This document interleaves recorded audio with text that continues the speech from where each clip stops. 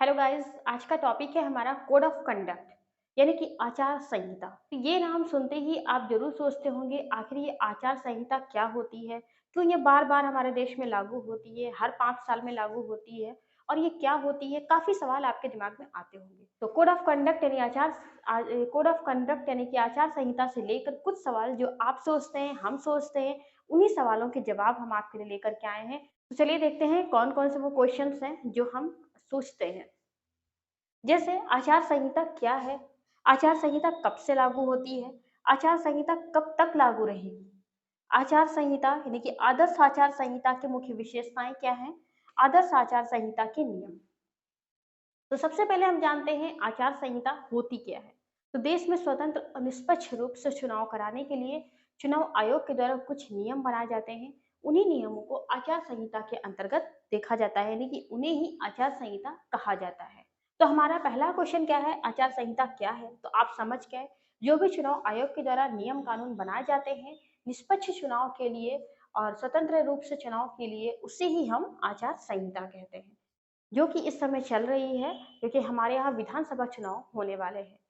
चुनाव चाहे लोकसभा के हों या विधानसभा के हों, सरकार, नेता, राजनेताओं और राजनीतिक दलों की जिम्मेदारी होती है कि वे आचार संहिता के नियमों का पालन करें। यदि वो आचार संहिता के नियमों का पालन नहीं करते हैं तो उसके लिए उन्हें दंडित भी किया जाता है। अब क्वेश्चन आता है आचार संहिता कब से लागू होती है? जब भी चुनाव की तारीख की घोषणा की जाती है उसी के साथ आचार संहिता लागू हो जाती है। तो ये आपका क्वेश्चन था, आचार संहिता कब से लागू होती है, यानी कि चुनाव की तारीख के साथ ही आचार संहिता लागू हो जाती है। नेक्स्ट क्वेश्चन आता है आचार संहिता कब तक लागू रहेगी। अब ये भी बहुत लोगों के क्वेश्चंस होते हैं। काफी क्वेश्चंस मैंने देखे हैं कि आचार संहिता कब तक लागू रहेगी, आखिर चल रही है बट ये कब तक लागू रहेगी। तो ये आचार संहिता जब भी चुनाव की तारीख आती है तब से लेकर जब तक वोटों की गिनती नहीं हो जाती है, यानी कि सारी वोट पढ़कर, सारे प्रदेशों में वोट पढ़कर जब तक वोटों की गिनती नहीं हो जाती तब तक ये हमारे प्रदेश में या देश में लागू रहती है। क्वेश्चन ये भी देखा गया है आदर्श आचार संहिता की विशेषताएं क्या होती हैं। चुनावी प्रक्रिया के दौरान राजनीतिक दलों, सत्ता में रहने वाले लोगों और उम्मीदवारों के द्वारा चुनाव प्रचार करने, जुलूस आयोजित करने और जो भी आयोजित कार्यक्रम वे करते हैं अपने प्रसार के लिए, उसमें उनका व्यवहार कैसा होगा यह निर्धारित होता है।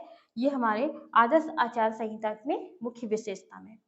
नेक्स्ट है आदर्श आचार संहिता के नियम क्या है। तो आदर्श आचार संहिता बनाने के लिए, आदर्श आचार संहिता के लिए कुछ नियम होते हैं। उन नियमों के बारे में हम जानेंगे कि कौन कौन से भी नियम हैं जिससे कि आचार संहिता को आदर्श बनाया जाता है। चुनाव आचार संहिता के लागू होने के साथ ही कुछ नियम कानून भी लागू हो जाते हैं जिसकी अवहेलना कोई भी राजनीतिक दल, राजनेता या सरकार नहीं कर सकती है। पॉइंट नंबर 2 आता है सार्वजनिक धन का इस्तेमाल किसी राजनीतिक दल या किसी नेता को फायदा पहुंचाने के लिए नहीं किया जा सकता है। आदर्श आचार संहिता में ये भी आता है कि सरकारी बंगले या सरकारी गाड़ी का इस्तेमाल चुनाव प्रचार के दौरान कोई भी नेता नहीं करेगा। लास्ट पॉइंट आता है हमारा, आचार संहिता जब चल रही है तो कोई भी सरकारी घोषणा, लोकार्पण या कोई भी शिलान्यास नहीं होगा। तो ये कुछ आते हैं आदर्श आचार संहिता के नियम।